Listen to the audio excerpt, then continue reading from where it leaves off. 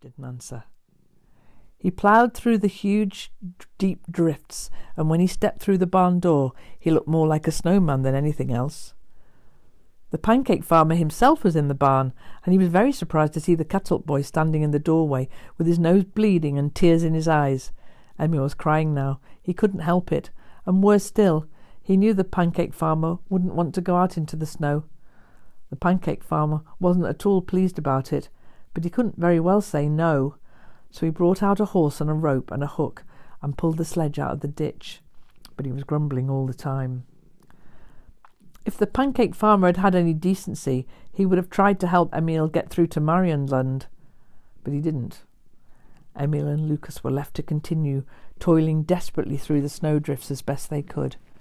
But they couldn't go on for much longer. They both struggled as hard as they could. But they were so tired that they moved forward very slowly. Finally, Emil thought he had to give up. He could do no more. He couldn't even lift the show shovel.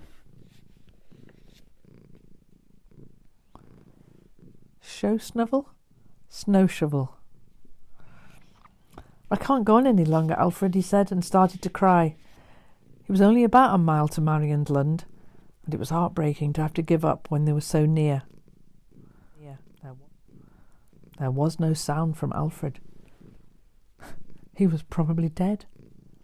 Lucas stood with a bowed head, as if he were ashamed of himself, but he couldn't go any longer either. Emil climbed into the driving seat and sat there and cried. The snow fell on him, and he didn't move. It was all over now. It could continue to snow as much as it liked, but he didn't care. He couldn't keep his eyes open. He wanted to sleep. In fact, all he wanted to do was to sit in the driver's seat and let the snow cover him up.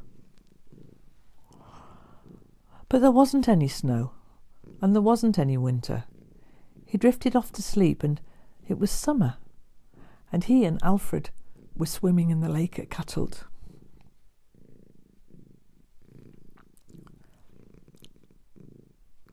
Alfred wanted to teach Emil to swim, silly Alfred. Didn't he know that Emil knew how to swim already? Alfred himself had taught him several years ago. Had he forgotten? Emil had to show him how well he could swim. So they swam and swam and swam together farther and farther out into the lake. It was lovely in the water, and Emil said, "Just you and me, Alfred." And he waited for Alfred to answer as he always did. "That's right, Emil. Just you and me." Instead, he heard the sound of sleigh bells. And that was all wrong. There aren't supposed to be sleigh bells when you are swimming. Emil forced himself awake and opened his eyes. Then he saw the snowplough. A snowplough was coming through the blizzard. Yes, it was a snowplough from Marienlund, and the man driving it thought he was seeing a ghost and not a little boy from Kattelt completely covered with snow. "Is the road cleared all the way to Marienlund?" asked Emil excitedly. "Yes, if you hurry," answered the driver. "In half an hour it'll be as bad as ever again." But half an hour was enough time for Emil. The doctor's waiting room was full of people.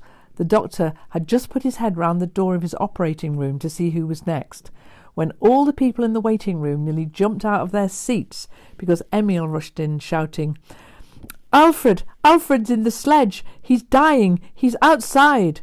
The doctor didn't waste any time. He got two of the patients in the waiting room to carry Alfred inside and lay him on the operating table. He took one look at Alfred and then called out, "Go home, all of you. I've got work to do." Emil thought that Alfred would get better the moment he arrived at the doctor's, but when he saw the doctor shaking his head rather like Krosemeyer had done, he was scared. Suppose it was too late after all. Suppose Alfred couldn't be cured. He felt sick with fear, and choking with tears, he grabbed the doctor and screamed at him, "I'll give you my horse if you make him better, and my pig if only you make him better. Do you think that you can?" And the doctor looked at Emil solemnly. "I'll do what I can, but I'm not making any promises."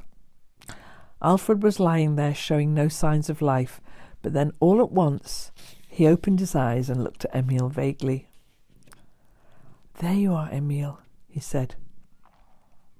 "Yes, Emil's here, but it's better if he goes out now for a little while, because I've got to operate Alfred." You could tell by Alfred's eyes that he was frightened. He wasn't used to doctors and the things they did. "I think he's a bit afraid," said Emil. "It might be best if I stay here." And the doctor nodded. "If you could stand up to the journey, you can stand up to this." Emil held Alfred's good hand firmly while the doctor cut into the other one. Alfred didn't make a sound. He neither screamed nor cried, although Emil cried a little, but quietly to himself, so that no one noticed. Emil didn't return home with Alfred until the day before Christmas Eve. Then the whole of Lonnenberger learned about his noble deed, and everyone felt very proud of him.